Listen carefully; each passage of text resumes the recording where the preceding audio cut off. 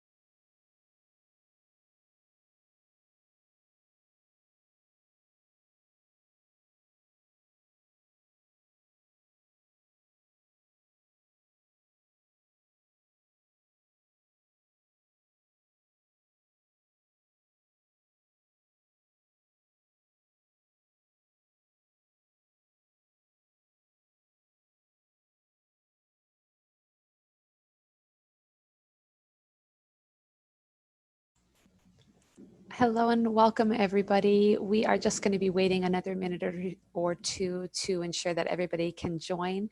So thanks so much for your patience, and we'll talk to you in a couple of minutes.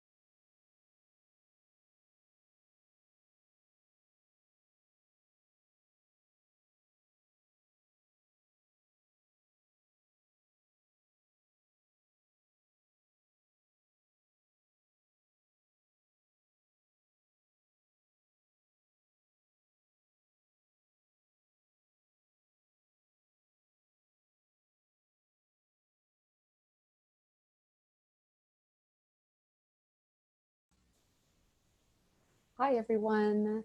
Thank you so much for joining us. Welcome in the fourth conversation in our five-part series on staying connected. I'm Stephanie DeBishop. I'm the Executive Director of Plant Institute, and we're so happy that you took the time out of your day today to join us for today's discussion, which is all about how the little things can make such a big difference. Just a reminder for those of you who are joining us today for the first time, Plant Institute and Plan are family-led and driven sister organizations, and we really focus on ensuring that everybody has the opportunity to live their best life. And of course, well, there are various elements to that.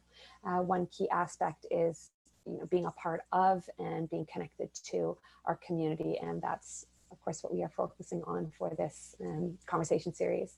A couple of quick notes as always for today. Everybody is muted, and we do really want to encourage you to use the chat box for any questions you may have. We would love for this to be a dialogue. We'll be saving the last 20 minutes or so to address some of the questions, so please do keep them coming. And especially for today's conversation, if you have any stories about the little things that have made a difference in your life, we would love for you to share them, and I'd be happy to pass them along to the group during our question period. So it'd be wonderful for us all to learn and share in one another's experiences. After the webinar, you will be redirected to a brief and optional survey. And within that survey, we will also be sharing a link to the platform where we invite you to continue this discussion after the webinar and throughout the rest of the series. We will post some guiding questions to get the discussion going, along with any resources or links, anything discussed today. And a copy of the recording will be posted on there and linked as well.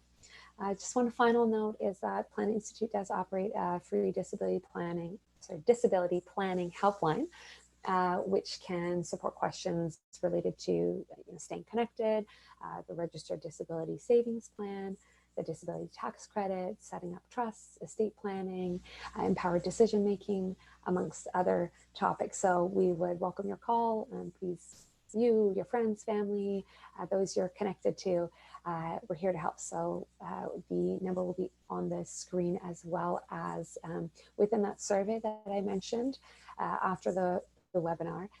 There's an opportunity to indicate if you would like one of our Helpline Advisor team members to reach out to you to address any questions you may have. And with that, I would love to welcome Rebecca Pauls and Shelley Nessman, who are both wonderful ladies of Plan, and they're facilitating this series today with Cathy Anthony, who is the chair of the Plan Board. She's also on the Plan Institute board, and first and foremost, she is a mom. And joining Rebecca, Shelley, and Cathy today is Shelley DeCoste, who is the co-chair of the Plan Kelowna chapter, as well as the Strategic Initiative Advisor for Community Living BC. And with that, I will pass it over to you, Rebecca. Great. Hi, everyone. Thanks so much for joining us today, both here on the webinar and all of those that are now watching through Facebook Live. That's exciting to be able to connect with so many other people. So thanks again for joining us. I can't believe it's been 4 weeks already since we've been having these conversations, but it's been a really nice way to connect with so many guests and with all of you as well. And today, like Stephanie said, I have Shelley and Cathy and Shelley DeCoste here. So I'll just welcome them to the screen as well and turn it over to Shelley Nessman, who's going to lead our conversation today. Hey, thanks. Thank you, Rebecca. Welcome, everybody. So I love this subject so much. It's one of my favorite subjects, the idea of paying it forward and what a difference little things can make in our lives. And so we're going to just start off with some storytelling, I think. Are we all okay? Kath, are you there? There you are. I think we are. Cathy. Hey, Shelley, could you move your, can you see yourself? Can you just make sure we can see all of you there? That's better. I want to see all of your beautiful face. So I want to thank you all for coming to this conversation today. I just did my own thinking about my own stories, about some of the sometimes big things, right, that people do for us, and what a big difference that can just make, even if it's sort of like a gathering of all those little things that start to really make a big difference in our lives. So well, I wanted to start off, Cathy, just with maybe asking you to give us a a story, or just tell us about a time when somebody did something for you that made a difference in your life. All right, Shelley. Hi, everyone. Can you hear me okay? Yes. Yeah, okay. I just have one story I'm thinking about, and it goes back to the beginning of the time that we fell into this uncertain territory and this period of change in life. And I had returned from a trip, and 3 days later was sick with the virus. And I guess for me, I can always find gratitude in something. And so one, I was grateful that I was able to stay home and manage on my own. But the story relates to a little friend I have that I met a few years ago at my church. His name is Sven. He is 95 years old. Wow. And when I first walked into the church as a new person, he saved a seat beside me, and we were friends ever since. Anyway, it was Sven who began to call me daily. And even when I couldn't talk because of coughing or it was too ill, he would just call with his voice. And what I learned over time, and to this day, was the grace and the beauty of accepting people's love and their greetings and their thoughtfulness to us, and that I wasn't alone, even though I live alone. And Sven continues 3 months later to call. And it's not necessarily every day, but what I also learned was about, it's not just waiting for Sven to call. He cares, and he's 95 and he lives alone, and I know he's lonely. And so it's how I began to focus myself to take the effort to call him, not wait for his call, but to reach out to him. And so we still have our chats every couple of days. And he taught me to think of people who are alone and how to make sure that I put an effort into reaching out, not waiting. Oh, it's beautiful. It just really feels like, Sven maybe dropped the pebble into the water, but the ripple effect of that has been very significant, I guess. And that idea that it can be back and forth, right? Back and forth, so that we're receiving and we're also giving at the same time. Yeah, you brought up so many of the points that we want to really talk about and unpack. I'm going to come back to some of those in a little bit. Shelley, do you have a story that you would like to share about something that someone has done for you that's made a difference in your life? Well, just being able to reach out and talk to people, especially in COVID-19 when we're all self-isolating. I used to go to Vancouver quite a bit to meetings, and I really found that I started making friends with people that work in the office there, and then all of a sudden it stopped. I don't go to Vancouver anymore, and I started missing the people that I used to talk to every couple of months. And so I decided, well, I'm gonna start phoning, or especially doing chats on Zoom or Facebook chat. And so I would just start randomly picking people that I haven't talked to in a while. And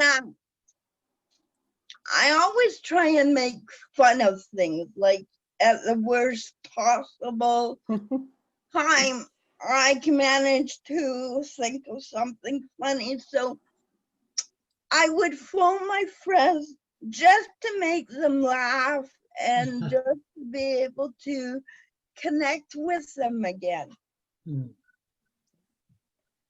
Sometimes it can be so important, hey, to just reach out and randomly try to lighten the mood or lighten what's going on for people.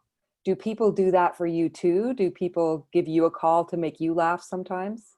Yeah, I'm finding that more people are starting to reach out a lot more. People that I normally wouldn't really talk to, Yeah. but have kind of crossed paths with different meetings.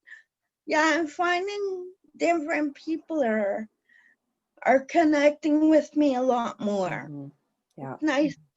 It's nice to feel that people are out there still wanting that connection with you. Yeah.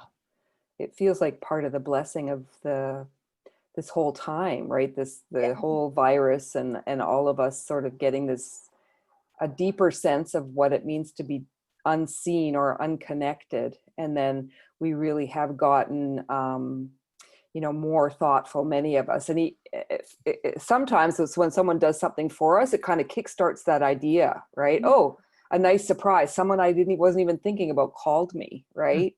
So, and then to become that person for others, right? Or maybe for that person too. Yeah. Mhm. It's a nice theme, isn't it? That whole idea of a sort of back and forth. It's like just back and forth, back and Yeah. forth. Yeah, I love that. Thanks. Thanks, Shelley. Well, You are one of the funniest people I know, actually. Uh, yeah. so Rebecca, have you got a story to share? I think so. First, Shelley, I think I need to get on your joke list. I would like to have someone call me and make me laugh every day. I think you have my number. When you're talking about little things that make a big difference, the first story that popped into my head is one of my friends and neighbors. Her name is Dee, and she's a really good cook and a really good baker. And throughout this time that we've all been at home, there's probably been 7 or 8 times where I've opened up my apartment door and there's been muffins or dinner or a salad, and it always happens to be at exactly the right time. I remember once early on, it was lunchtime, and Joe and I were both home and working really hard, and we hadn't eaten lunch. It was probably about 2:30, and I opened the door and there was a tray of cannelloni. We picked it up from the door and put it right into the oven and ate it. So those little things she couldn't have known but made such a big difference for us. Mm-hmm. That's awesome. And it's always so lovely when people share their gifts. I mean, I think that's a part of it, right? Shelley, you were talking about, you do definitely have the gift of humor and really good timing around things that are funny. And so if I know I've got something that people really appreciate about myself, I want to share that as well. I just really wanted to quickly share a very quick story from my own experience, and it's a little bit different take for me, because I'm often, or have often been, the most touched when people have done something that is something like an act of kindness, and it's for my daughter. So my daughter, I have an adult daughter, and I'm still feeling that in this time of isolation, she has some friends that have been reaching out to her, and that does as much for me when she shares with me what that did. It actually does as much for me. So it really, in a sense, when people are reaching out and doing something for my daughter, or for other people I love for that matter, it actually is something that's being done for me in my own well-being, in my own self. So that's another way to think about this as a very powerful thing. We just never really know, honestly, what the salad or the joke, like whatever it is, we just never know what impact it's having on everybody, right? So one of the things I have thought about when I'm just sort of exploring this idea of being there for people and just reaching out is the idea that for me to be present, I really need to take pretty good care of myself. And so that when I'm showing up for myself, I then can show up for other people in a much more meaningful way, a stronger way. And so I wanted to have a little conversation about that. What does that look like for each of you? How do you stay in those times? I mean, we all move in and out of times. There are certainly times in my life where I just have to be a receiver, right? And that's okay too. But there are times where I'm feeling stronger and have more presence in people's lives. So what do you guys do to take care, what little self-care things do you do? Cathy, you want to start? Hmm. um, I love to be in motion, and so I walk Mhm. And I love my garden. And I have a little planter box, whether it's on a balcony or in the yard. And I go out to my flowers or my garden and just be and work in the soil. Another thing that fills my soul is I have beautiful little hummingbirds that come. And so I spend time sitting outside just watching them as they come within a few feet of me. And I just glory at the beauty of nature. Other things I've done is I've really decorated my house. And I have hearts all over. I have them all over my windows. Even one day when I was power washing, I was trying to clean my front sidewalk, and I turned it into something that became not a task, but really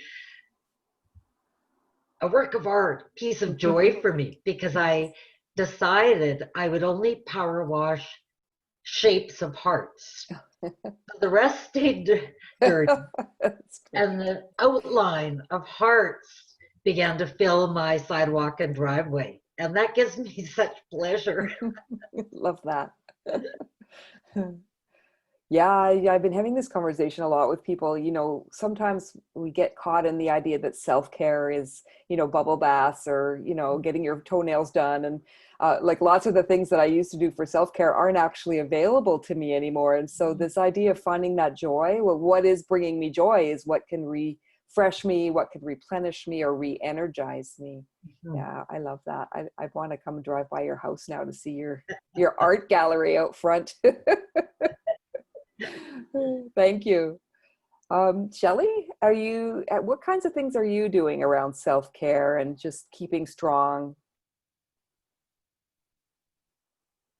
Well, there's a walking track outside that I've been walking, or I try to get out every night for a walk. And early on in the COVID-19 pandemic stages, the kids have taken some art, some sidewalk chalk, and drew happy faces and inspiring messages all around this walk. So it was really cool to walk around and read all the different inspiring messages that the kids have left. That's awesome. Yeah. Love that. Again, it's that thing where, you know, we don't know, right, what the impact of what we're all doing. And so that idea of the intention, just having that intention, like to lighten things up a little bit. I'm like you, I like to get outside and get into nature. The other little thing I've been doing is just making my bed every day. I've lived my whole life and just tumbled out of bed, and and now I'm actually saying, okay, it's the beginning of my day. I'm making my bed, which, you know, 6 months ago, if you'd have said, how do you take care of yourself? That would not have been one of the ways. And now that is definitely a part of my whole self-care regime in a sense. Yeah. Rebecca, what about you? What do you do to refresh and replenish? Yeah, I'm thinking about that. I must admit it's not one of the areas that I excel at or do a good job at, because I do love the work that I do, and I spend a lot of time on the phone with people and families and in meetings, and I don't always have a lot of time to do the things that I would like to do, but I really like spending time on my bike. And we have a park nearby that we walk to. So I've made it, I have to like make it a rule for myself to do the things that some people call self-care. And I make sure that I walk 5 to 10 kilometers a day around the big blocks, and I get outside, but it doesn't come naturally. I think another thing that I've been doing is we've been having family calls with my kids every Sunday. We talk several times a day, each of us individually, but Brittany, one of my daughters, had the idea to get everyone on a call. And at first I thought, oh no, not another Zoom call. But it's been so fun having all the kids together, and some of the technological platforms are fun, and you can like play games and like put different filters on it. So it's just the highlight of my week. Because normally I do see the kids a whole lot more often than I do now. So and then we're all together at a cottage or wherever we are. So to have that time on Sundays together is definitely a highlight of my week in self-care. I found the same, not seeing some of my family members for a long time. And now that we're just starting to expand our bubbles a little bit, the feeling I got when I got to finally spend some time, excuse me, allergies. When I finally got to spend some time with my sister was, oh, I can breathe in a different way. All of a sudden, I'm getting a different kind of air for myself. And that was a really helpful thing. You kind of brought up something that this idea around it's not natural. Right? It's not natural often for many of us. It's not, our leaning isn't to sort of think about ourselves first. And I love that, we started off the conversation with what are some things that people have done for you? Because again, it's not necessarily easy, right? To actually be receivers, to say, yes, thank you for calling, or yes, I'd like that help. And so I'm glad we started there. I'm wondering if you have some ideas or stories or things that you may have done for other people that you knew. You got some feedback, oh, that made such a big difference for me. I'm wondering, just as, as a way to inspire other people, if people are listening and they're thinking about, wonder what I could do, what kinds of things have you all done to little tiny things or bigger things to support people or just to make a difference? Yeah. Anybody want to start? I'm easy. Well, I'm just thinking that, like we're talking about, I'm a giver, and so I wasn't well versed. I wasn't as good at receiving. Yeah. And I've learned a lot about that, and that when people want to give, just as it makes me feel so good to give, is for me to receive their gift. Is something that's a gift to others. To just be open to receiving. Yes. And so I've learned to do that a lot better, and I've had so many beautiful gifts that have come my way that are, sometimes I don't know who it's from, even little flowers left on my front doorstep, or meals being, my neighbors give me meals twice a week or so that we put over the fence, and I've learned to also give back to them with, just things for the kids, or little games, or, lots of some of my flowers and stuff. But I think all little things are really big. And so one of the things I think about in giving, I've had a lot of time on my hands in some regard, and I'm not a good sitter stiller. And so I picked up, Rebecca, I went on a bike ride after 5 years not riding, so you reminded me of that. But I started knitting dishcloths again. And so I have so many, I just am delivering them everywhere that I can leave them, in people's mailboxes and to friends.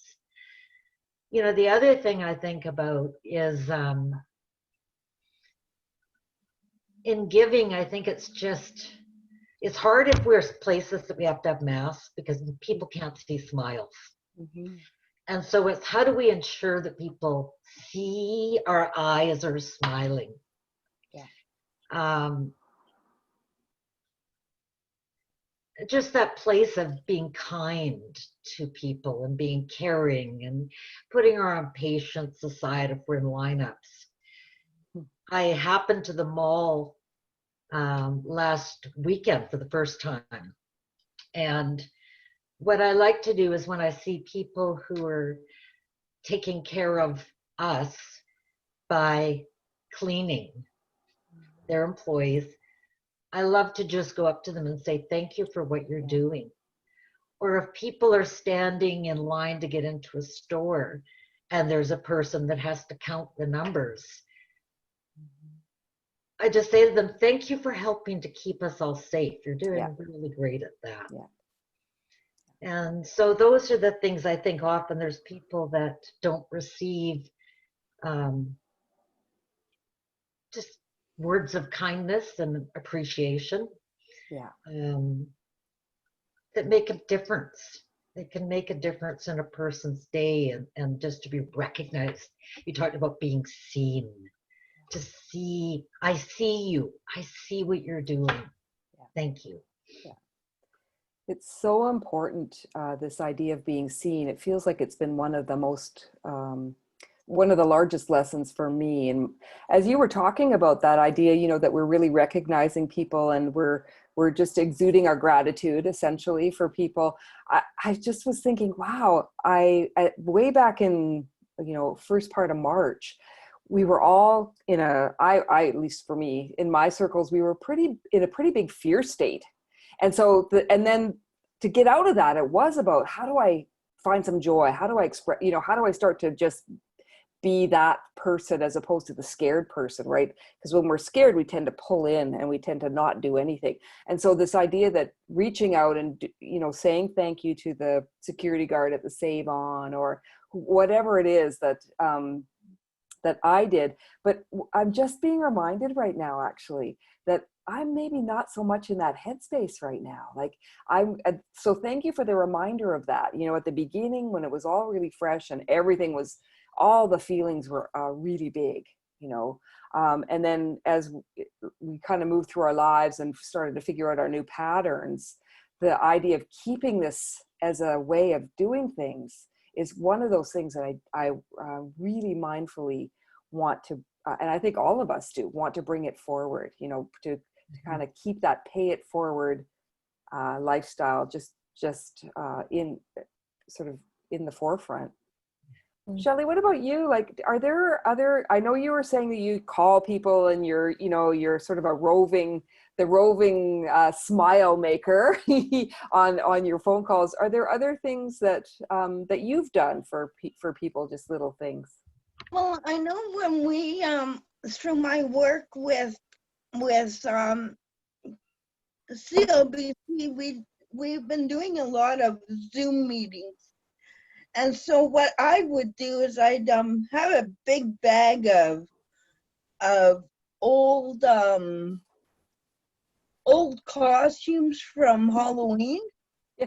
And so every now and then I bring out a mask or a stupid hat just to break up the meeting and make people laugh, and just to be able to break that up and have fun with things. Mm-hmm. I'm imagining that if I'm going to go to another Zoom meeting for work and you're on it, I'm going to be looking forward to that highly. That's awesome. I love that. I have a dress up box too, Shelley, and I have all kinds of outfits, and I put them on and walk down the street and play with the neighbor kids. And that's awesome. Well, I think I'm going to be inviting the two of you to more Zoom meetings more often. And this part of the conversation is really reminding me of a book that maybe some of you have read before called Love Languages. And it's talking about how we all give and receive love and care in different ways. And I'll see if I can remember them all. It talks about that people receive love through acts of service and words of affirmation, quality time, touch.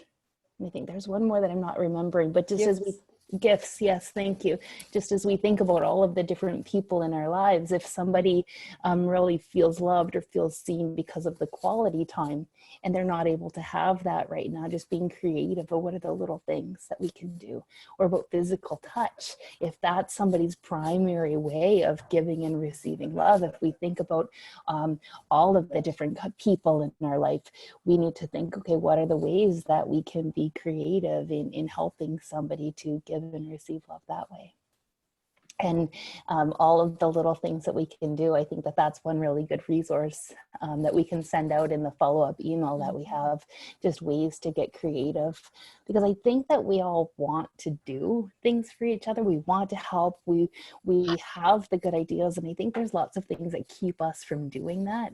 But now during this COVID time, it's like all bets are off. All of our regular routines have been interrupted. So I think this is a really good time to start some new habits and to be more bold. And when we do have good ideas or things that we want to say to people or give to people, I think now is the time more than ever that we need to be bold and do those things.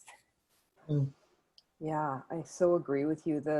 And what's interesting about the 5 love languages is that as we get to know what our particular style is, or what we really appreciate, it has helped me to sort of deepen the way I might give. Because if I'm giving in the way that really speaks to me, or if I'm receiving the thing that's really speaking to me, that's awesome. And then I'm knowing, like, for some people, my style may not match their style, or what really speaks to them. So I'm kind of thinking about that, like what would really speak to that person, And I was just a little conversation I had with somebody who was working with some people who had that very physical touch style. And of course that's really difficult right now, because we're all having to, I have to constantly remind myself, right, to be distanced and to not be reaching out, right?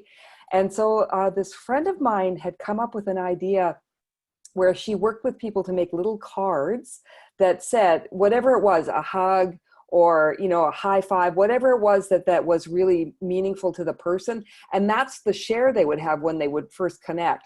And so it's not the same thing, but it's really was acknowledging, I know this is what you'd really like. So let's replace it with this right now. Let's do that. And for me, that was a real deep thinking about what is the style, or what is the thing the person really could use, that, because we want it, when we're doing these things, we want it to be meaningful to people. So I really appreciate that. Yeah. I am so physical, and I hug everyone. Yeah. And without being able to do that with people I care about and who I know miss hugs as well, it's like you got to physically hug together so that at least you're feeling a hug and you're showing it. Yeah. For me, that do I like to hug myself? Why not? If that's what we need right now, right? Absolutely. I had somebody at a meeting very early on was sharing a way to share energy. So hugs are often just an exchange of energy. And they said to rub your hands together and then to just put them this way and then everybody gets that physical feeling of being connected. Yeah. Nice. So it's also there's lots of different ideas. And I'm curious to know, as we open things up in a few minutes, if other people have other ideas about how do we really start to learn about what would be a good give, right? I think that we've all been the other point, Cathy, that you were bringing up for me was that we've all been pretty conditioned. Many of us have been conditioned to, oh, no, thank you. Like I can do something for you, but like I don't. And then this idea of our accepting something from people is actually giving starts at that really deep chain, right? That can make changes in all of us, because it is a practice, just like giving is a practice, and showing up and saying, what little thing might I do, or what could I do? That's also a practice. But this idea of receiving is also something that we all need to practice. Well, and I know for me, Shelley, when I was ill and I had a lot of people reaching out to me, and what I needed to do with that, along that line of thinking, is everyone who asked if they could do something, I would give them a little task. Nice. And so whether it was someone that picked this up for me, or went and made me a meal, or made me a sandwich and left it at the door, or people that might have dropped flowers off at the door. But instead of saying, no, I'm okay, no, thank you, I know people wanted to do something, and so finding a way to say, how beautiful that you're offering. Thank you. Here's something little you could do, whether it's now or I'll think of something and get back to you, and then intentionally get back to people. And I think that's the whole lesson. It takes more, for me, more intentionality to make sure I'm calling out to people, to make sure that I'm receiving gifts and that I'm giving gifts and that I'm walking consciously. I'm walking, being awake in presence with people and with myself. I think that's a really practical tip that we can all remember, especially when we're in places in our lives where we're particularly struggling or things are tough. If we are able to make a list that other people can do, because it's really easy when you're overwhelmed and someone says, how can I help you, to think like, man, how do I even start to let you know what I need right now? And having just that list of small things. That's really good. Thanks for that, Cathy. You know, and just to take that thought or that tip of one step further would be this. We started this webinar series sort of talking about don't wait to be asked, right? And so sometimes I might think about if someone is really, you know, ill or really needing a lot, and you know, sometimes when I say what can I do, people just don't even know, you know. And so offering to make a little list with the person, and you know, so that they could have that to refer to, because sometimes I know I've had times in my life where I've been ill, and then people are reaching out, what can I do? And I don't have the spoons to do it. I don't have the energy. Yeah. But then they said, okay, it's meals, it's this, and then they helped me out by just giving me the list. I could be the one who said, could you do this or could you do that? But we're almost. And that's something I just want to jump in if I may. That's something that we can do if we're spending time helping somebody else to say coordinate their network or to coordinate care. We can, like you say, make a list and then work to gather people and get people organized in order to get that list done. And when you have 5 or 6 people who are all caring about one person, it's really easy to get things done and then to carry that on, especially as we look ahead and not knowing how long this physical distancing and these changes are going to be in place. Right. Yeah, it's great. It is a really tangible thing, like a solid thing we can do. So we're just sort of getting close to the 20-minute mark for getting other people involved, but I'm wondering if there's anything else, something that we haven't covered that any of you would like to just chime in. We've talked about intentionality a little bit, you know, how to get more intentional about it. We've talked about the whole idea of give and take, the reciprocal part of it, and just giving thought to what kinds of things we might do for people. What is there anything else you want to just bring to wrap this up, this portion of our conversation? Shell, anything else? This COVID and being isolated, it's a good reminder that there are people that live like this daily, like this is what they do during the day. And so it's a real good eye-opener for the people that have jobs to be really thankful that they have jobs and they have the freedom to get out and do things. Yeah, I agree with you. I think that part of what we're all learning right now is we're getting more of a taste of it, and that there are lots of people who I've been speaking to who said, I got this. I've been doing this for my whole life, you know, like and so that sparks in me also this idea, I wonder what I might do. Like, what could I do to connect that person or to open up their lives a little tiny bit and to be a presence. So thank you for that. I know we had a nice conversation last night about this as well. And it really put me to mind again about thinking about my own privilege as a connected person. And then how can I spread that, right? How can that happen for more people? What about you guys, Cathy, Becca? Well, I'm just really so conscious of, because I lived the experience of when someone lives by themselves and therefore doesn't have just sometimes someone else in a room or someone to watch a TV with, or just feel company and companionship, or to talk to. And I think that's because I'm aware of that. Those are people that I want to reach out to more. And in a way that's maybe more about a telephone call, something that gives something a little bit of a personal connection.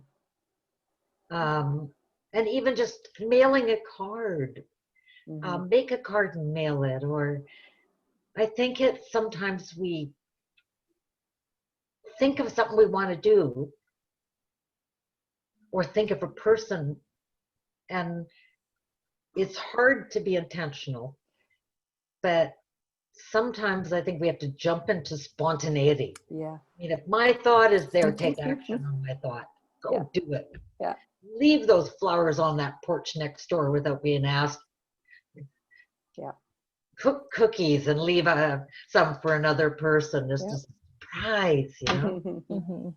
That's awesome. That's what I was thinking too, Cathy. And if we have all these thoughts, and if we just do every good thought that comes to our mind, we don't need to overthink it, and we don't need to think, oh, this person has so many challenges right now, what could I possibly do? Because flowers, a phone call, a sticker in a window, all of these little things make a big impact. And so if we start to do those things, it turns into a lifestyle, I think. I love it. What would happen to the world if we just did every good thing that occurred to us? So do we want to, Stephanie, do we want to open up? Are people chiming in? What's happening?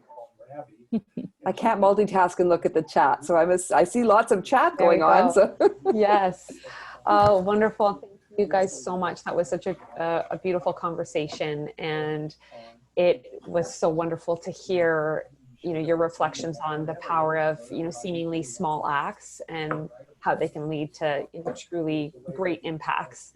And we do have a lot of questions and comments and conversation coming in. So I would love to share some of that. So somebody was asking about, we talked a little bit about, the love languages, or it came up, and, of course, for some,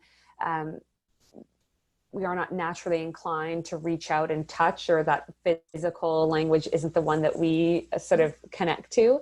And especially for those who have, a compromised immune system, and who need to be additionally cautious, especially during this time. Somebody was wondering if you have any suggestions about how we can, receive that intention and that desire for somebody else to connect without hurting someone's feelings, because, we're not comfortable being hugged or meeting up at this point in time. Do you have any thoughts or suggestions about how to navigate that with sort of openness and honesty for our own needs? It's a great question. What do you guys think?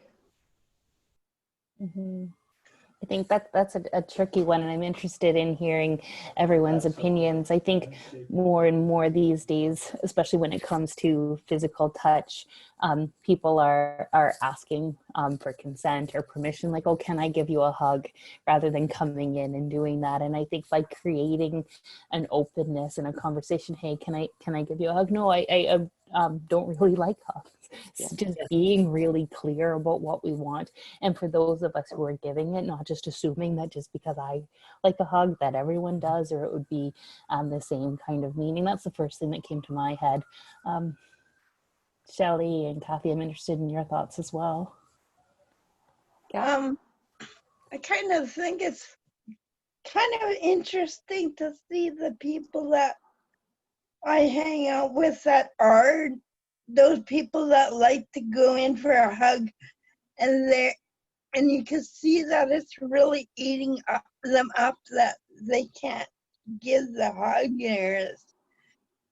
It's so frustrating for them not to be able to give that touch and that feel. So it's just interesting watching people work around it. Agree.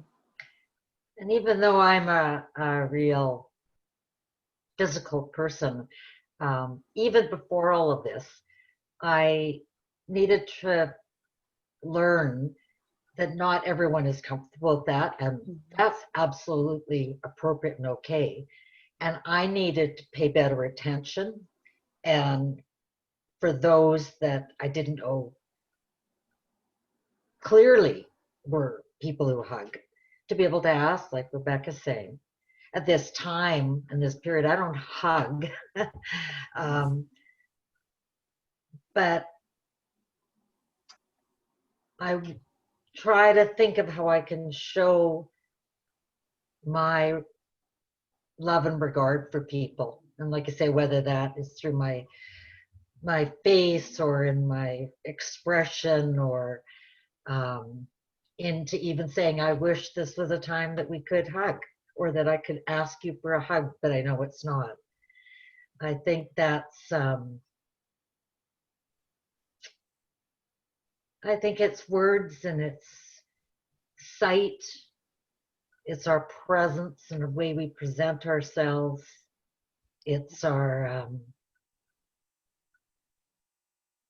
for me, it's really important just to give people the words that I'm feeling in my heart. Yeah. Yeah, I think that it all goes back to what's our intention, right? Why do I want to hug you in the first place? And for me, that's how I might feel connected. And so if that's not how you feel connected, then I want my intention to be, okay, how then, what do we do to feel connected? You know, whatever that might be. And I think it's great to support people to get clear on what works for them. I actually really like it now. That people are clear with me. I don't want to be touched, but whatever it is that will work for them is what happens. So, or that they may say, this is what I'd like instead. Right? And that's a welcome. Yeah. Anything else about that? Yeah. You can go on. All right. Well, somebody mentioned in the conversation that, recently they were within a hospital setting and a nurse was really being mindful about talking about compassion-oriented care. And it just really struck me because so much of what we're talking about is about being compassionate, both, to ourselves, to others, and to being really mindful. And I thought that was just such a lovely reminder, and, and ties in really nicely. And this individual also mentioned that, as some of us struggle to connect with others, especially when there are, additional measures around social distancing, wearing masks that of course present security and challenges for many of us.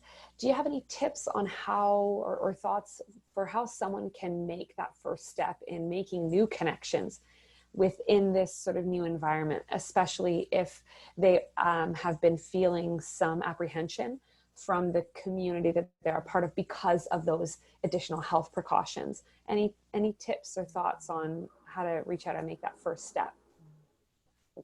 Another great question. I read that question in the chat box too, and the first thing that I was thinking about is the whole idea of the person at the nurse's rounds. I think about, we've been talking about the little things that we do that make a big positive difference, but it's also the little things that we do that maybe we're not aware of that can hurt someone or cause them to feel not listened to. And I've been really aware of that in Zoom calls and other meetings, making sure that every person on the call gets a chance to talk and gets a chance to share what their ideas are. And even before that, thinking about calls and meetings and conversations we have, who are the people that are being invited into these calls, and how we're able to make sure that everyone feels included that way. So I think that it's now more than ever, since so many things have been taken away from us, just really watching how we act, how we treat each other, and slowing down and being really mindful of that. I like that point that you talked about, Rebecca, because I think what myself and what I see is and hear from my other people is that we really have had to learn to slow down. And I think that is a gift for many of us. I was just I mean, I'm described as a hummingbird, but to slow down has a way of bringing a different level of sort of an inner peace, and had me more thoughtful. It's helped me look around and see things differently. And so maybe that's a part of, we have the opportunity to move forward in life in a gentler way of presence with each other and with ourselves. And wouldn't that end up being some beautiful changes, to be compassionate and caring people? I think it's a yearning that everyone has, is to love and to care and to be valued, to belong. We are all in that desire, that yearning, that place of yearning. And I think there's a lot of things that have happened, not just through this, but in the world, that have really come as messages to help us think deeper about that. And to check ourselves, and then to look at how we live in action. I'm so glad we're recording this, because I want to actually play that back, what you just said, more than one time, to just really absorb what that actually means for all people. Yeah. Thank you, Cal. Shelley, anything you want to add? Like, if you're thinking about people who are getting out there and wanting to make connection, and it's kind of a new world in a way. I remember about when I watched the news and one of the nurses were talking about how they would they take a picture of their face with a smile on before they put the mask on, and then they would put it to have it attached to their shirt, so people can recognize that, okay, that's what you look like when you're happy. And then sometimes the way people were before the mask, and just a reminder that, oh, they're still a happy person and they're things to be with. Yeah. Yes, I think the only thing I want to add really is that for anybody who's, it does feel like a brand new world in a way. And so if you're looking at, how am I going to, start this process for myself? How am I going to make connections? To start just by believing that it can happen. That, we've kind of, even right now, we're all kind of, we see, I don't know how many of you are watching TV of before 6 months ago and going, they're all so close, they're in a party, or they're, oh my gosh. And we've changed our culture in very deeply in some ways. And so we are all seeking these ways to feel connected and to feel safe with one another, and to be able to know our value in our connections to other people. So just start by knowing that the majority of us, the vast majority, most people are remembering that and are really, we're open to it, right? Our loving selves are right here. And so that we can, as we're all meeting one another, that's who we're meeting. Yeah, that's great. I think I see that so much more in action, even when you think of the period, the 7 p.m. call out. And I know when that began, my neighborhood, there was nothing. And I had signs that I put on my gate, join us, join us. And then I had the little neighbor next door who's 9 years old, and she would come out and I ring my wind chimes, and she had a bicycle horn and goes, toot, toot, toot, toot. But we continued every night, and it grew with more neighbors and more neighbors and more neighbors. So starting something small, that's an example of our need for being unity and connection to one another. Mhm. You know, like even connecting the things that we learn as new ways to connect. I'm an older gal. I'm not really tech savvy, and doing Zooms was new to me. But I love the process that we can see each other Mhm. in many conversations. Mhm. And I think about all of the things that are out of our control right now, and so many restrictions that are being put on us that we're not used to. But the one thing that we do have that no one can take away is each other and the ability to build connections. And I think we sometimes build these walls in our head or these structures that keep us apart. And now the one thing that we can do is pick up the phone, contact someone, give a gift, whatever it is, any little thing we can do. There's no one that can stop us from doing that, and that's not a restriction that we have right now. So I just think all of the little things, whatever we can dream up and imagine, as we do them, we continue to build relationships and stay connected and get stronger than ever as we continue to build the culture and the post-COVID world that we all want and need for ourselves. Thank you so much, everybody. And there was one just little story that somebody shared about something that their family does that's brought them joy. So just wanted to share it with everybody that, Penny shared that her son really loves looking out the front window of their home and spends a lot of time doing it. And so they decided to get a little free library to put out on the street so that he can sit in, a spot that he enjoys so much and watch people, looking through the books. And it just struck me as such a wonderful example of a beautiful way of, creating opportunities for joy. And I just wanted to share that. I just thought that was a fantastic idea. That is a really good idea. Yeah, Love it was it. a wonderful one. Wonderful. Yes. And I hate to say that it's time to go, but it is. And I just want to say a sincere thanks to each and every one of you who joined us for the conversation today. Of course, thank you, Rebecca, Shelley, and Cathy, as always. It was so wonderful to hear your voices and share in sort of your thoughts on how we can all continue to use that muscle of that sort of giving and receiving muscle. And I really look forward to implementing some of the wonderful tips and suggestions that we've talked about today. It is our last webinar in this series next week, 1 week from today. And we really do hope that you will all take the time to join us. We'd be thrilled if we could all end this together in a beautiful conversation.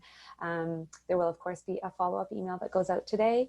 And in that, there will be the opportunities to connect through the various mechanisms, whether that's our online platform, through our disability planning helpline. All the information is on the screen right now. Please do reach out. And if you would like some specific support for your own scenario around whatever it may be, that the questions you have in your life, specifically, of course, staying connected, how to reach out, how to build those relationships, how to navigate this current uncertainty, please do connect. Shelley, Rebecca, myself, the whole team would be thrilled to speak to you. So with that, we'll say goodbye for today, and until the next time, please stay safe and stay connected. Thanks, everyone. Bye, everyone. Thanks, Thank you. everybody. Thank you so much, everyone.